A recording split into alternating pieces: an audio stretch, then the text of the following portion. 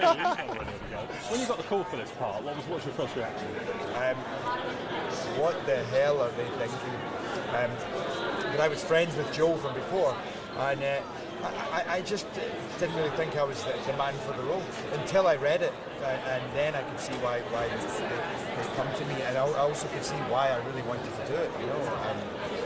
I closed all the curtains, lit candles, read the script, played the music from the stage show, and by the end of it, I was, wow, what have I just discovered here? Had you any idea how involving the role was going to be? I mean, in terms of prosthetics and stuff like that. Yeah, the prosthetics, yeah, because I've done that before. But and it's easy to sit and say, okay, I'm going to have to do a lot of singing. But then when you actually start it, you realise just how much work you have cut out for you. So yes and no. There were things I knew, and then you always make up fresh things to do. Suddenly I wanted to take movement classes for expression, and then there's a sword fighting, and then you spend hours and hours and hours in costume fittings, never more so than for this.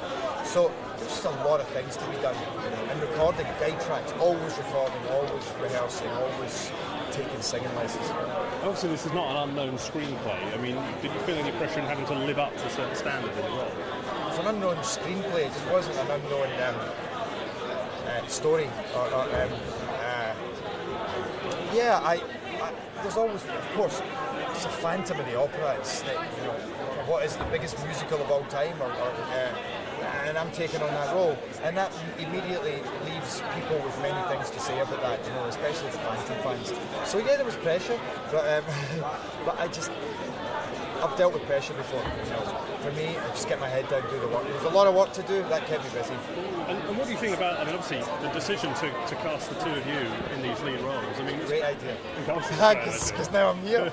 It's quite a brave decision, isn't it? And Joe's a very brave director, and Andrew has an incredible imagination, and comes up with some really funky ideas. And I think that at the time, a lot of people were going, this guy was 16, and Gerard Butler was just in Tomb Raider, but. I think it's paid off. I think bringing it down has really opened it to a whole other market. It's allowed us to make it much more sexy, much more romantic, and kind of more vibrant and alive, I think. And also opens it up to people who can't afford Western prices. Well, that's the advantage of making a film, absolutely. I mean, now you can go and see what I think is an even better Phantom experience for a 10 for the price. I don't want to talk people out of going to see the stage show, though. Go and see both. Yeah, go and see both. Brilliant. Enjoy tonight. Thank you. Thank you. No, you were